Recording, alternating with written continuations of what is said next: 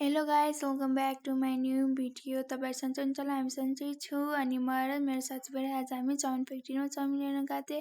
अनि यहाँ चाउमिन सम्झना के खिचाइरहेको थिएँ भनेपछि घर लगेर चाउमिन लगेर लम लम खाइन्छ भन्दै सम्झनालाई खिचाइरहेको थिएँ मैले। हामी चाहिँ माथि मन्दिरतिर गएर फोटोसोटो भिडियो गरेर तलतिर आइगएको थियौँ म र मेरो सम्झना। अनि सम्झना चाहिँ यहाँ गीत गाइरहेकी थिइन्, मैले सुनिरहेको थिएँ। आज बिहान बिहानै गाइस पानी परेको एउटै मजा हुन्छ। धान रोपेको बेला कस्तो राम्रो भ्यूहरू आउँछ, हेर्नुहोस् न कस्तो राम्रो मानेको नि। अनि हामी चाहिँ हिँडिरहेको थियौँ यहाँ चाउमिन फ्याक्ट्रीमा तल। हामी फेरि त आन्टीहरू कोही हुनुहुन्थेन गरे। अनि म चाहिँ त्यत्तिकै बसिरहेको थिएँ। अनि यहाँ मैले कस्तो राम्रो फुल देखेँ। फेरि मैले फुलको भिडियो बनाउनुलाई उता फेरि सम्झनाले मोबाइल हेरिरहेकी थिइन्।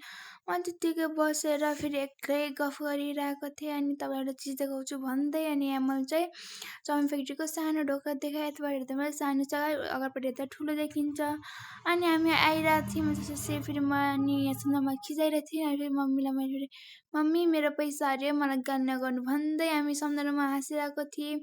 अनि त्यसपछि फेरि हामी हिँडिरहेको थियौँ ठिक्कै फेरि चाउमिन फ्याक्ट्रीको गेटदेखि ठुलो गेट हेर्नु। अहिले त सानो देखिन्छ, अलि माथि गएपछि अलि ठुलो देखिन्छ। अनि मैले सम्झनाहरू त सिसी क्यामेरा हाम्रो फोटो खिचाएछ भन्दै हाँसिरहेको थिएँ। अनि चाहिँ हामी हिँडिरह्यौँ। अनि हामीले बाजेलाई 2टा चाउमिनको प्याकेट दिनु भनेर बाजेले त 3टा प्याकेटको चाउमिन दिइकन हामी त यहाँ हाँस्दै हिँडिरहेको थियौँ। अनि त्यसपछि हामी चाहिँ हल्का हाम्रो गाउँदेखि माथि आयौँ। त्यसपछि अब म चाहिँ यहाँ भिडियो बनाएको थिएँ, कस्तो राम्रो क्यामेरा आइरहेको थियो। त्यसपछि हेर्नु सक्नुहुन्छ हाम्रो गाउँको भ्यू। यहाँ मकै धान रोपेको बेला कस्तो हरियाली मानेको। अनि त्यसपछि अनि माथि चाहिँ खुमखाना डाँडा देखिन्छ। अनि आज कुहिरो लगाएर होला अर्कै मानेको छ न, कस्तो राम्रो मानिन्छ। अनि म र सम्झना चाहिँ यहाँ गफ गर्दै हिँडिरहेको थियौँ। सम्झना मलाई गफ लगाइरहन्थेँ, म सुन्दैन थिएँ। अनि मैले ऊ त्यो सुबना हिँडेर भन्दै सुबनालाई देखाइरहेको थिएँ सम्झनालाई। त्यसपछि हामी हिँडिरहेको थियौँ। यस्तो झ्याउला थियो गर्मीमा झन् गाई, एक त खुट्टा दुखेर हिँड्दा हिँडिरहेको थिएँ म। अनि हामी चाहिँ यस्तै यो गाइस भन्दै घर आएँ। मान्छे घर आएर प्याज काटेँ।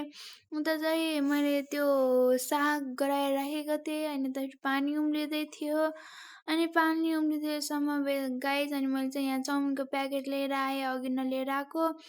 अनि यहाँ चाहिँ मलाई गफ मारिरहेको थिएँ। अनि त्यसपछि यहाँ चाहिँ मलाई अब चाउमिन हाल्न स्टार्ट गर्छु भनिरहेको थिएँ। अनि चाउमिन हाल्न पनि सुरु गरिसकेँ। अनि यहाँ मैले चाहिँ हालिरहेको थिएँ। अनि यो चाउमिनको प्याकेटको मुख चाहिँ अलिक सानो भएर मैले चाहिँ धोका घुसारेँ। अनि त्यसपछि अनि मैले चाहिँ यहाँ हालिसकेको छु गाइस। अनि हेर्नु सक्नुहुनेछ। अनि चाहिँ मैले चलाएँ यसलाई।